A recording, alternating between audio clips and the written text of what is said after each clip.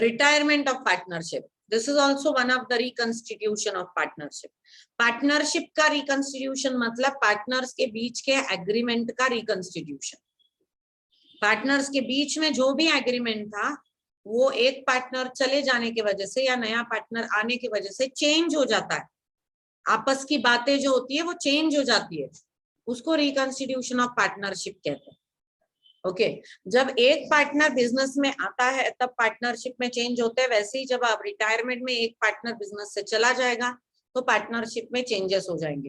Profit sharing ratio बदल जाएगा, goodwill का एडजस्टमेंट्स करना पड़ेगा, कैपिटल्स के बारे में बात करनी पड़ेगी एंड एसेट्स एंड लायबिलिटीज को रीवैल्यू भी करना पड़ेगा. तो क्या पार्टनर रिटायर हो सकते हैं? हाँ, अगर उन्होंने पहले से ही बोल के रखा था कि मैं इतने इतने साल के बाद रिटायर होऊंगा तो he can retire. He can retire by giving notice to remaining partners in case of partnership at will. He may retire in accordance with the agreement with the partners. He can retire with the consent of all the partners. But he cannot replace himself by anyone else. अगर A, B, C और मेरी partnership है तो मैं ऐसे नहीं बोल सकती मैं जा रही हूँ मेरी बेटी को ले लो. No, I cannot say that. मैं जा रही हूँ, मैं जा रही हूँ. I cannot replace myself. तो ये रिटायरमेंट के टाइम पे होता क्या है, जो पार्टनर रिटायर हो रहा है उसका प्रॉफिट शेयर अभी रिमेनिंग पार्टनर को मिल जाएगा. तो रिमेनिंग पार्टनर का न्यू शेयर बन जाएगा प्रॉफिट का. Retiring partner will sacrifice his ratio. That ratio will go to the new partners and now the partners will gain. जब नया पार्टनर आता था तो हम लोग गेन सैक्रिफाइस रेशियो निकालते थे, क्योंकि नया पार्टनर आता था हमारे प्रॉफिट से उसको प्रॉफिट देना पड़ता था. वहां पे सैक्रिफाइस था जिसके अगेंस्ट गुडविल मिल रहा था. यहाँ पे क्या हो रहा है, पार्टनर छोड़ के जा रहा है, उसका प्रॉफिट का शेयर आपको मिलेगा रिमेनिंग पार्टनर्स को. तो यहाँ पे गेन रेशियो होगा. Okay, the ratio in which the continuing partner decide to share the future profits and losses is called as new profit sharing ratio. और क्योंकि पुराना पार्टनर अपना शेयर छोड़ के जा रहा है जो नए पार्टनर को मिलेगा, तो अब आप क्या निकालोगे, gain ratio. And the gain ratio will be new ratio minus old ratio, sacrifice के उल्टा. ओके, सैक्रिफाइस रेशियो क्या था, old ratio minus new ratio. Retirement में क्या होगा, गेन रेशियो में gain ratio will be new ratio minus old ratio. ये gain ratio निकालना पड़ता है क्योंकि उसी रेशियो में गुडविल देना पड़ेगा उनको. Now we'll not take all the sums of ratios because now till now you know how to work with ratios. Okay.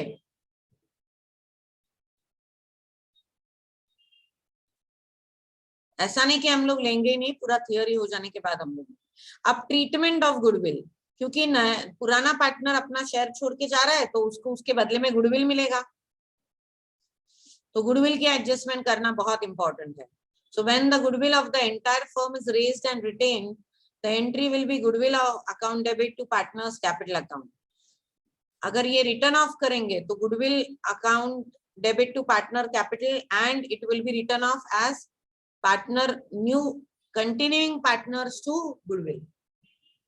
यहाँ पे रिटायरिंग पार्टनर कोई गुडविल लेके नहीं आ रहा है, like unlike in admission.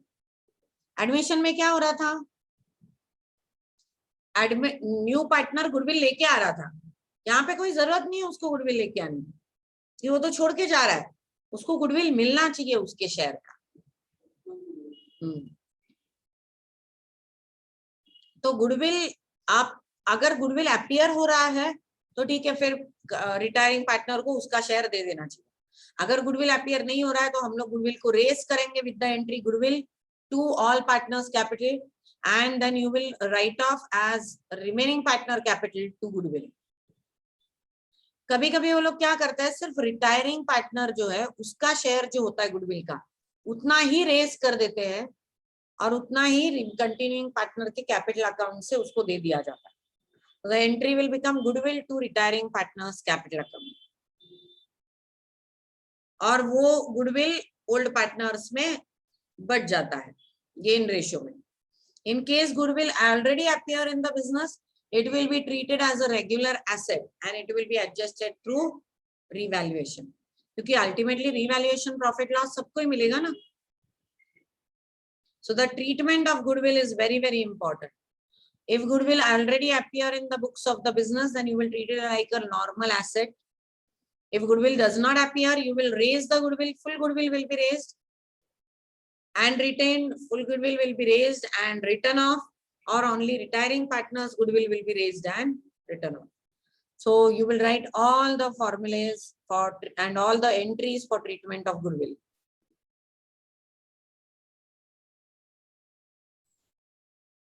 Transfer of reserve fund, general reserve, accumulated profit losses.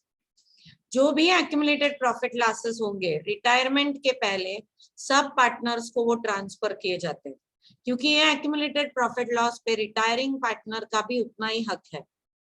तो on retirement of a partner, any reserve, accumulated profit or loss is transferred to capital or current account in their profit sharing ratios to all the partners. तो retiring partner के साथ ही बाकी के भी partners को सारे accumulated profit losses दिए जाते हैं. उसकी एंट्री वही होती है जो हम लोग एडमिशन में भी करते थे. Accumulated profits to partners capital और करंट अकाउंट और partners profit capital and current account to accumulated losses. Okay, you will write down the entries.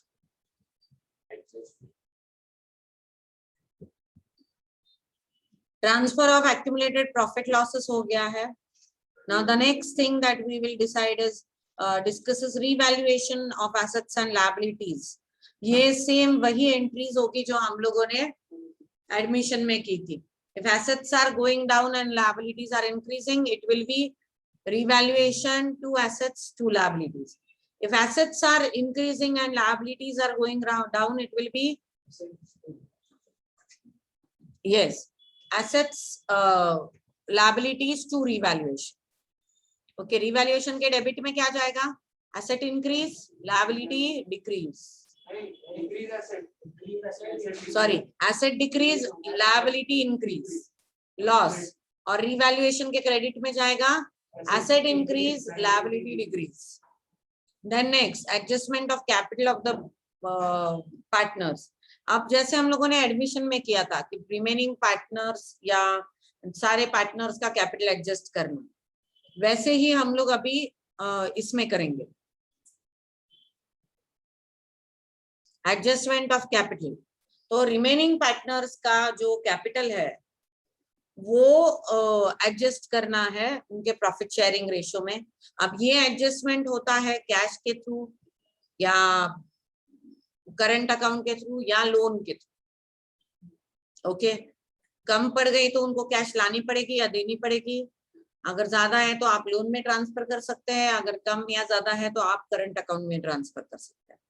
So adjustment of capital is, हम लोग यहाँ पे क्या करते हैं, उनका कैपिटल जो है वो एक particular total capital of the firm ascertain किया जाता है एंड प्रोपोर्शनेटली उनके रेशियो में उनको बांट दिया जाता है. कारण इकडे काय कोणाचा कैपिटल नहीं है ना बेस घ्यायला. एडमिशन में कैसा था, न्यू पार्टनर का कैपिटल बेस ले लेते थे हम लोग और accordingly we used to change the capital of the other people. Fine, ये था ये एडमिशन में. यहाँ पे किसी का भी कैपिटल आपके पास है नहीं बेस के लिए, तो आप टोटल कैपिटल ले लेते हैं और इस हिसाब से वो पार्टनर्स में डिवाइड कर देते हैं उनके रेशियो में. On retirement of a partner, the continuing partner may decide to rearrange their capital in their new profit sharing ratio. For this purpose, the total capital of the firm is divided among the partners in their new profit sharing ratio.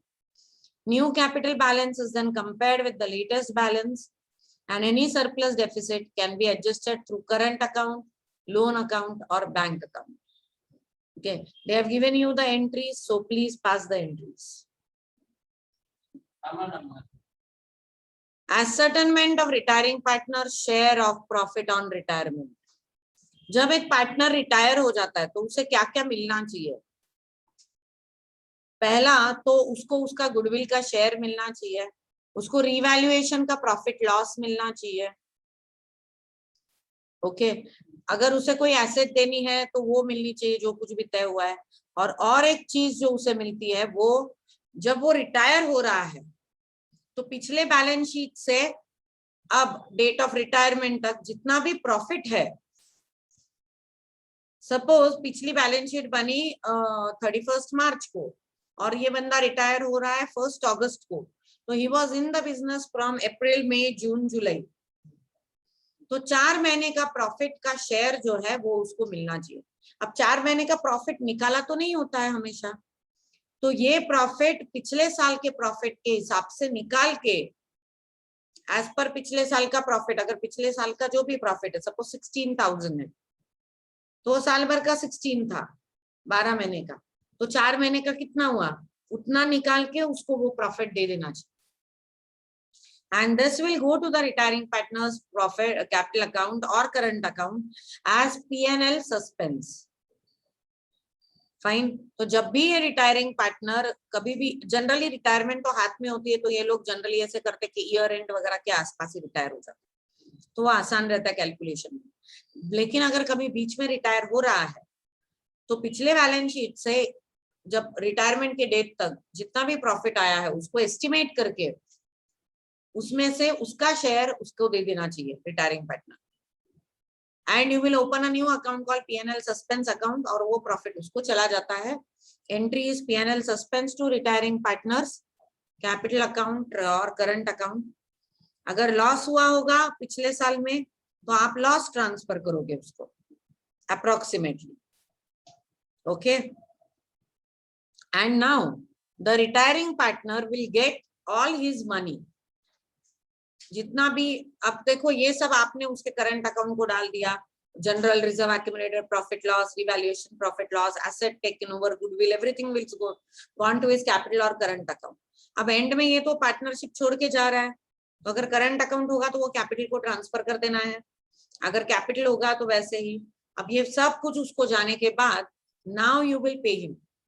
Now how you will pay him? You may pay him in cash, you may pay him partly in cash and partly can be transferred to loan, whole can be transferred to loan.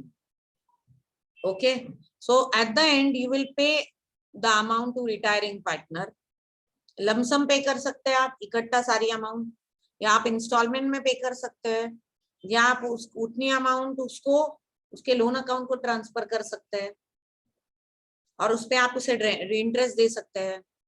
There can be so many things that you can do with the retiring partner. So write down this: ascertainment of retiring partner, share of profit on retirement, and total payment. They have also mentioned if a partner retires from firm on any day during the accounting year, it is necessary to compute profit from the date of last balance sheet to the date of retirement. Profit of current year is calculated either on the basis of last year profit or average profit of last sum, and proportionate profit part or loss part should be given to the partner, and the entry will be P&L suspense to retiring partner capital or current account, or retiring partner capital and current to P&L suspense in case of loss. Okay, please pass this entry.